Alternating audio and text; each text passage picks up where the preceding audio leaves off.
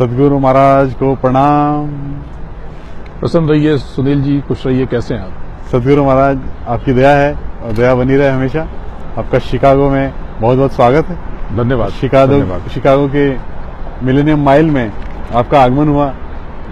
यहाँ की भूमि पवित्र हो गई, आपके चरण कमल यहाँ गिरे पहुंचे, ये बहुत अच्छी बात है। गुरुदेव आपका बहुत बहुत स्वागत। और ये स्वागत मैं अपनी तरफ से ही नहीं, बाकी आपके सभी चाहने वाले, आपके सभी फॉलोअर्स और आपके सभी जो आपको पूछते हैं, उन सभी की तरफ से कोटि कोटि प्रणाम। गुरुदेव, धन्यवाद। कुछ सवाल ऐसे हैं जो मन में कभी कभी आ जाते हैं जी। मुझे ऐसा लगता है वो मेरे ही नहीं, शायद कुछ और भी मेरे मित्र होंगे, उनके भी दिमाग में आते होंगे। जी। तो आपने यहाँ देखा, यहाँ लोग यूएस में आध्यात्म की तरफ और धर्म की तरफ सोच कम रखते हैं, लेकिन उनको देख के लगता है बड़े खुश हैं, बड़े मस्त हैं, मलंग हैं। तो क्या जीवन में आध्यात्म, धर्म, इन सब चीजों की सच में जरूरत भी है? कुछ बताएंगे? पहली चीज की, यहाँ पर लोग आध्यात्म में रुचि नहीं रखते, ये सही नहीं है। आध्यात्म का मतलब है स्वयं का बोध, और धर्म का मतलब है कर्म का बोध। जहां के लोगों में मुझे विश्व के और हिस्सों से ज्यादा कर्मों के प्रति बोध और जागृति दिखी, हालांकि कहीं कहीं बहुत कम है। खान पान के प्रति ये अभी भी इनको होश नहीं है, इनको पता नहीं है। लेकिन निश्चित रूप से अन्य कर्मों के और आचरण के, व्यवहार के प्रति इनके भीतर बोध ज्यादा है। शायद यही वजह है कि गुरु महाराज ने मुझे पश्चिम में काम करने का निर्देश दिया, और मैं इस पश्चिम जगत से काफी जुड़ा रहा। मुझे लगता है कि यहाँ पर आध्यात्म के सूत्र पहले से ही विद्यमान हैं। मैं कुछ नया नहीं कर रहा हूँ। जहाँ जाता हूँ वहाँ पे संतों के नाम पे भूमि यहाँ पहले से है। Saint Louis, Saint Charles, Saint Philip, Saint John, न जाने कितने संतों के नाम पर यहाँ पर शहर भी हैं, यहाँ पर मार्ग भी हैं। संतों के नाम हर तरफ चस्पा नजर आते हैं मुझे। अब आपका प्रश्न ये है कि आध्यात्म की क्या जरूरत है? आध्यात्म का मतलब है खुद को जानना, और खुद में ही परमात्मा छुपा है। अगर आपने स्वयं को जान लिया तो यकीन कीजिए आपने सब कुछ जान लिया, या बहुत कुछ जान लिया। क्योंकि मार्ग दरअसल स्वयं के भीतर है। हम दरवाजे के बाहर खड़े हैं, और दरवाजे के बाहर खड़े होकर के हम बाहर की तरफ मार्ग तलाश रहे हैं। दरअसल हम परमात्मा का अंश हैं, उस प्रभु का अंश है। हम चेतन हैं, वो परमात्मा चेतन है। आध्यात्म के द्वारा स्वयं को जाना जा सकता है, पहचाना जा सकता है। और यदि आपको अपनी क्षमता का पता चल गया, अपनी शक्ति को पता, शक्ति का एहसास हो गया, आभास हो गया, बोध हो गया, तो यकीन मानिए कि आपके दुख, दर्द, कष्ट, इनका पतन होना शुरू हो जाता है।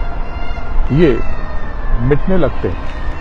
रही बात धर्म की, तो धर्म दरअसल कर्म का बोध है। इस निचले जगत में हमें दो अधिकार मिले हैं कि आप अच्छे से अच्छा करो और बुरे से बुरा करो। जो मर्जी हो सो करो। करने के लिए आप आजाद हो, मुक्त हो, स्वाधीन हो, स्वतंत्र हो। लेकिन हर कर्म का एक फल है, हर कर्म का एक फल है, परिणाम है, रिजल्ट, वो आपको भोगना पड़ेगा। अब कर्म तीन तरह से होते हैं। हर कोई कहता है कि मैं तो कोई बुरा करता ही नहीं, हर किसी को यही लगता है कि वो कुछ बुरा नहीं करता, कर्म 3 तरह से होते हैं, मन से, वचन से और काया से। आप जो कहते हैं कि हम बुरा नहीं करते किसी का, दरअसल आप कायिक कर्म की बात कर रहे हैं, लेकिन जरूर आप वाचिक कर्म कर रहे होंगे, किसी को डांट रहे होंगे, किसी के ऊपर नाराज हो रहे होंगे, तो आप कायिक कर्म की बात कर रहे होंगे।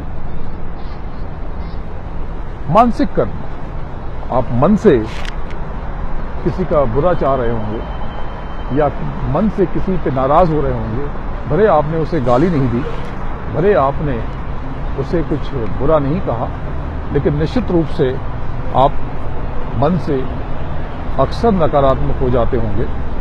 तो ये जो मन के भी कर्म हैं, ये भी बड़े भारी कर्म हैं। इनका भी फल बहुत बड़ा होता है। अक्सर लोग मन से ही कर्म करते हैं और अक्सर लोगों को सारे कष्ट मन से ही प्राप्त होते हैं। ये है आपके सवालों का जवाब। जी, बहुत अच्छा समझाया आपने गुरुदेव। एक और शंका थी जी, क्या भाग्य और कर्म जुड़े हुए हैं या भाग्य और कर्म का कोई रिश्ता नहीं है? भाग्य है क्या? हर कोई भाग्य भाग्य करता है और हर कोई कर्म कर्म करता है, ये चक्कर क्या है? भाग्य है क्या? भाग्य कर्म से ही बंधा हुआ है। आपके कर्म ही आपके भाग्य का गलियारा है। कर्म के मार्ग से ही गुजरकर आप भाग्य तक पहुंचते हैं, यानी कि आपके कर्म ही आपका भाग्य निर्मित करते हैं। आपके आज के कर्म आपका पल पल भाग्य लिखे जा रहे हैं। मैं जो अभी कथा सुना रहा हूं, निश्चित रूप से ये कथा मुझे पता नहीं थी। मेरे परम प्रिय और विश्व के, मेरी दृष्टि में सबसे बेहतर हिंदुस्तानी गायक आदरणीय पद्मश्री अरुण जलोटा जी के साथ में बैठा हुआ था एक बार, तो उन्होंने एक कथा सुनाई। वो कथा ऐसी थी कि एक बार राधा जी ने श्री कृष्ण जी से पूछा कि मैं आपके पास, आपके अंदर कहां कहां हूं, मेरा क्या महत्व है? तो श्री कृष्ण जी ने जवाब दिया कि राधा, तुम तो मेरे मन में हो, तुम मेरे प्राणों में हो, तुम मेरे भीतर हो, तुम मेरे सर्वस्व में हो, मेरे अस्तित्व में हो, मेरे संगीत में हो, मेरी चेतना में हो, मेरी बंसी में हो, मेरे मयूर पंख में हो, मेरी वाणी में हो, मेरे कर्म में हो, मेरे आचरण में हो, मेरे वृंदावन में हो, मेरे गौओं में हो। तुम मुझ में हर जगह हो, हर तरफ हो। तब राधा जी ने पूछा कि प्रभु, मैं आप में कहां नहीं हूं? तब श्री कृष्ण जी ने जो जवाब दिया वो बड़ा मार्मिक है। श्री कृष्ण जी मुस्कुराते मुस्कुराते गंभीर हो गए, शांत हो गए, मौन हो गए।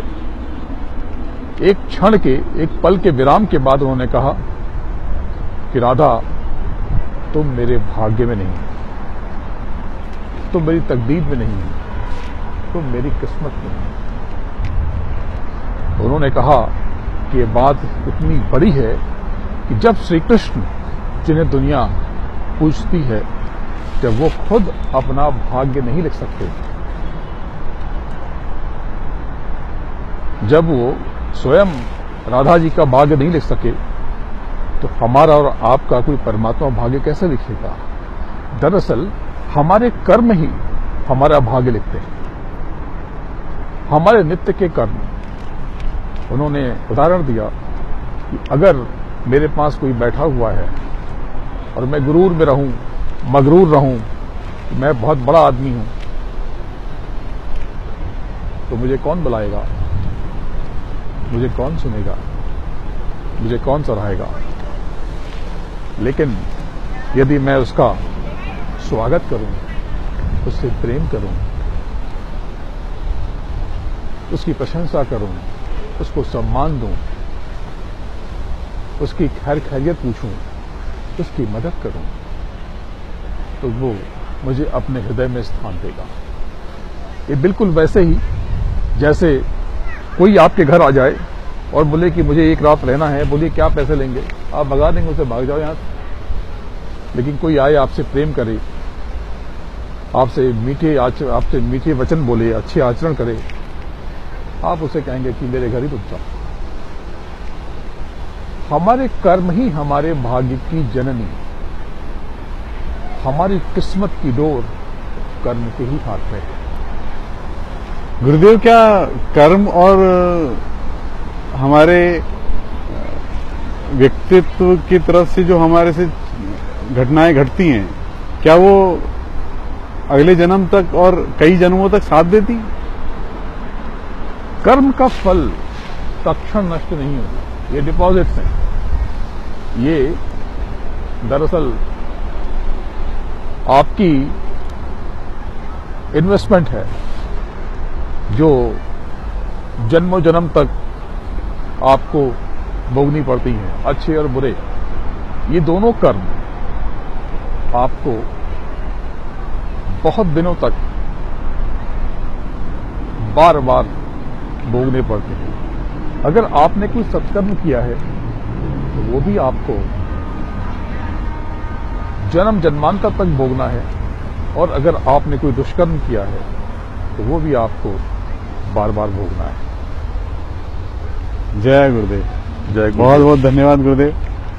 बहुत आभारी हूं आपका सुनील जी, आपने बड़ा सत्कार किया, आपने स्वागत किया इस अनजाने शहर में।